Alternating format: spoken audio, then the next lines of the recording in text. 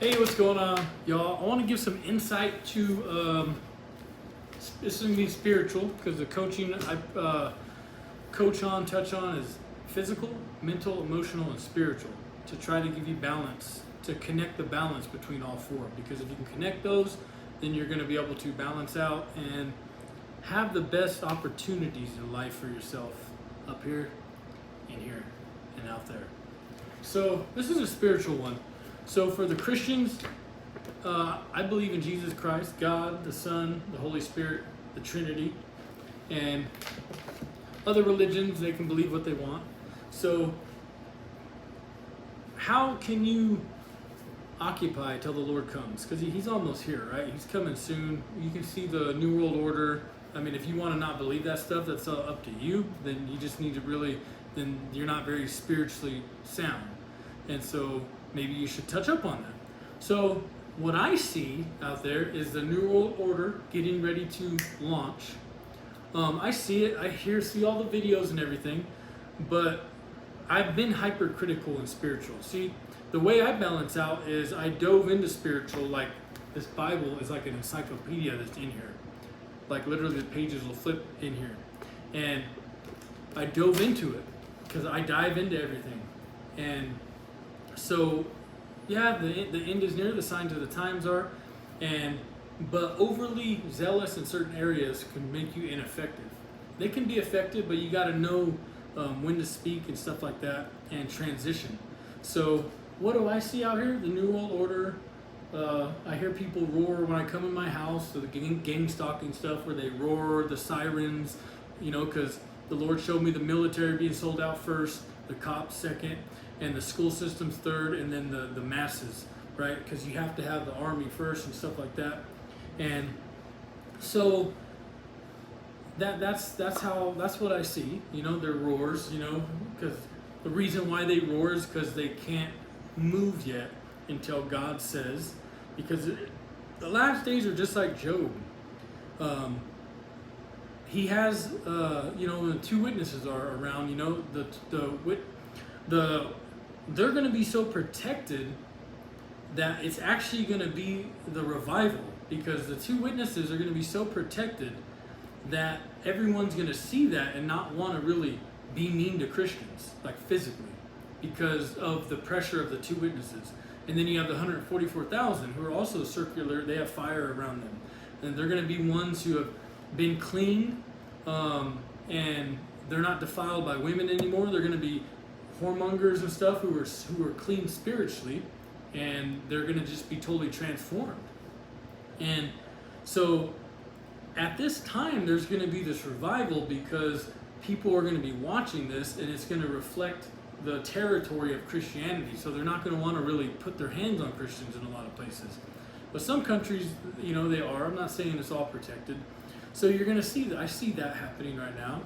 And just like the devil, he roars and stuff, right? He's waiting for his time and stuff to go out there and feast and all that crap. So and the reason what happens when the army gets so big is because people get cold-hearted. So I see a lot of people waxing cold. Forces are trying to get me to wax cold, but I'm fighting it. Today I was actually walking in peace, love, and I felt the switch again. So Team Envy now is going through hell, and me, I'm enjoying the peace and the fruits that the Lord gave me. Now the energy went against them, so now they're suffering, twitching and all this other stuff because they have no rest, right? Demonically induced people have no rest, so they have to hack people, or they get a headache, they get tormented, right?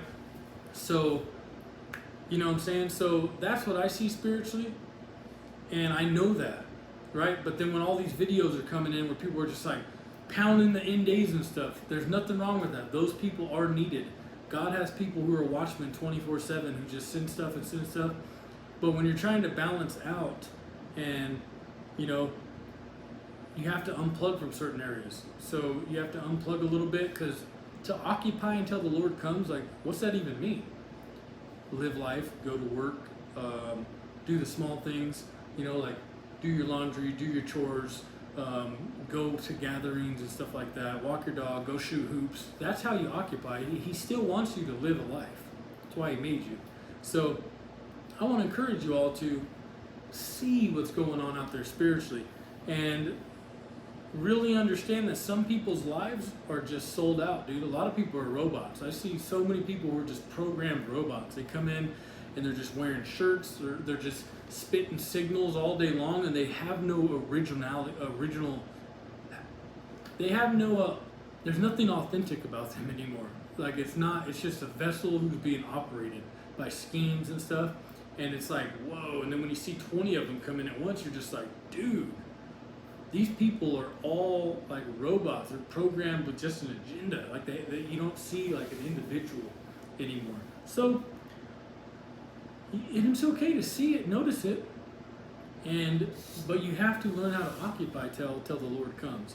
And when you are a believer, you know when it's time to, spiritualness, how you become a powerhouse.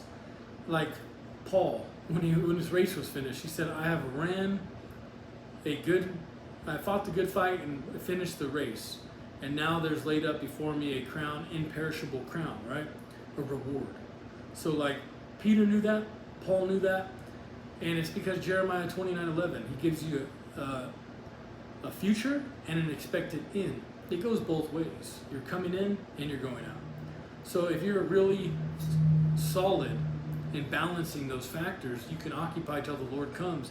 And that's why Christians are so calm and collective whenever fights are coming, or whenever like there's a shift, because first of all, you follow a Bible where everything's already been said. There's no more mystery. It tells you the beginning to the end. Because Jesus came, he was the best for last wine, so there shouldn't be no guessing in your life. There's faith. You need faith to believe this, and so there shouldn't be no guessing. So whenever something comes in on you, some of the Christians who were persecuted were some of the most willing people. Like Paul was willing to go to Jerusalem and die. The prophet took the belt and said, the man owner of this belt will be bound by the and Paul was like, why are you breaking my heart? He said, not only am I willing to go, but I'm also willing to die in Jerusalem, is what he said. And so like, see what I'm saying? Some of the Christians are some of the most willing people to be sacrificed. And that's why you got to see what's going on, y'all. God loves that about. Like, if Paul was like that, Peter was like that, all the apostles were like that, the ones who were thrown in the arena and eaten by lions were like that. So who else was like that before any of the Christians? Jesus Christ. Remember when he said, when he was worried about him dying, and then he said, this is why I came, because if I die, then it produces many harvests, a seed falls into the ground. And have you ever wondered why Christians are like that too? Because it's not really them. It said, greater is he that's living in you than he that's living in the world. It's actually Jesus Christ who's in you that gives you that strength to die. Because in the last days, he said, many will come to me and I'll say, I was thirsty, you didn't give me no water. I was hungry, you didn't give me no food. I was cold, you didn't give me no shelter. I was in prison, you didn't come to see me. And they're like, what are you talking about? We never saw you hungry. They're physically looking at him. But Jesus is thinking about his own light inside of Jerry and Jack and Samantha. And then you can put it all together, how there's neither nor male nor female, but Christ died in all for all. Because he's the one in you who's thirsty. He's the one in you who's hungry. He's the one in you who wants shelter. See, it's part of his light that's in you, right? That gives you strength to die, that gives you strength to suffer. You see what I'm saying? And so that's this is more of a spiritual video, and I hope that you can relate to it, because in order for you to really progress out there, you have to see what's going on spiritually. Don't be a dumb, gummy bear, watered down Christian who's in the fake church, or you don't really know end time stuff. You need to know the end time stuff, see the end time stuff, and then be able to balance out and still go to work, still aim for a career, do your best to lead in excellence, take care of your family, walk your dog, go play basketball. You become stronger when you know these things, you see these things, and you just take it for what it is, because it's bigger than us, God wants to usher in the kingdom of his son, I mean, yeah, he wants you to prosper, but he also wants sin and transgressions to be done for once and for all. He wants to finish it all. He's going to make a new heaven and a new earth. So, like, don't forget that God up there also wants that to go down. He wants Jesus Christ to come in here and reign. And for him to do that, all sin has to be destroyed. All those who don't believe in God have to be destroyed. And all those have to be judged. Everybody has to be judged. And books have to be open and books have to be closed. And, you know, so know this stuff. And know that there's people who do know that. And they decided to just go have orgies, party, and have sex and just do as much drugs as they can because they know that, you know, they don't want to get right. So you need to be able to see and spot these things because that way they don't throw you off guard anymore. Let the filthy be filthy still. Let the righteous be righteous still. Let the unholy be unholy still, right? And, you know, you got to be able to see it in order to let it and be like, oh, okay, there's that group. And then, you know, you have to be strong to walk past it. You see what I'm saying? Because the last days are about you persevering. He or she that perseveres till the end. That is you walking around in that light receptacle where people are trying to get you to go cold and you're like, no, I'm going to persevere until the end. I will not be cold. I will not be this. That's what the last days are all about. So I hope this video helps you. And remember, everything I just explained in here. So if you just read it for yourself, you can get spiritually strong. And that's how you really impact your life on a strong ways. You get strong physically, get strong mentally, get strong emotionally, and get strong spiritually, you know? And balance out in all of those things because you need to see these things. You need to see how Team Envy operates. Because right now in Team Envy, a lot of people are going out the back and side doors because they're like, crap, this team is going nowhere. I don't want to be part of this team.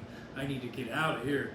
And they are. I've seen visions of people who are escaping out the back doors and they're trying to get out of that team. And they wish they would have never even started it. And you know what I'm saying? So just stay focused. And remember, spiritual, I'm coming back to prayer 3 times a day. It's on my goal because you have to, you know, God said it's appointed for man to labor 6 days, on the 7th day you rest, right? He wants you to rest. He wants you to labor. He knows that you're busy. You got bills to pay. You got kids. He understands that. So when you start balancing out and then you come back to the spiritualness, God will give you like, I want you to go evangelize for me in like 2 hours a week. He will work with you where you're at. You know, and I remember I was taught that at a young age to ask him like that. Say, I work 50 hours a week, Lord. How much time do you want me to put into the gospel? And he'll give you a number. He's perfect. He'll tell you, go spread the gospel, go help the homeless an hour a week, go do this an hour a week, and then you'll be able to do that, right? And there's nothing wrong with that. So anyways, I hope this video reaches you and you can find some balance in it. And for all of you who think I'm not doing nothing, I see everything that's going on, but I'm just not going to let it alarm me. You know, why? Why freak out about it? If you're doing what you're supposed to do, you're going to work, you're waking up, you're doing your best to be a good man or woman, you're trying not to sin, you're building a business for yourself, you're off drugs, you're trying to call your kids, and if you can say most of your life is put together now, why are you going to worry about an envious team trying to destroy you?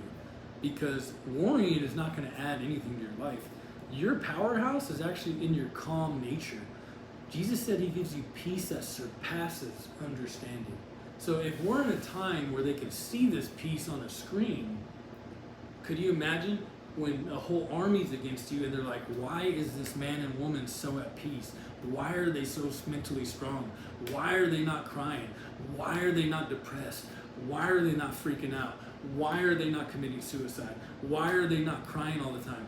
Why are they not fighting? Why are they not swinging? You're going to leave that whole army going, why, when? Because you are walking in the peace that surpasses understanding. And enjoy it. You're occupying until the Lord comes, right? And when they come, that means if they come and they touch, it means that the Lord said okay first, right? And that's another form of trust spiritually. You got to trust Him. So anyways, I'm going to get off here and watch some videos and stuff like that. And if you are looking for a wife and stuff and you're battling and you're dating and stuff, I recommend this book. It's called 31 Prayers for My Future Wife. I know time is short, but it's by Aaron and Jennifer Smith. And just read it and trust God. And just, it's something you can do in your waiting season, because some of you are going to meet the bride of your life and get married right before Christ comes. I mean, everybody has their own blessing. So just have faith. And some of you are going to have to fight and be single until Christ comes. I mean, but you don't know until you wrestle. Jacob had to wrestle God. So you have to wrestle with him to get answers and things like that. And plead with him. It says plead, prayer and supplication. So, but I wanted to press that forward to y'all. It's something you can do. And yeah, so enjoy this, and I hope you can spiritually be in tune about what's going on in the world, and don't be afraid of the world. Just don't. And whatever happens, happens, right? But it's your faith that you got to keep intact.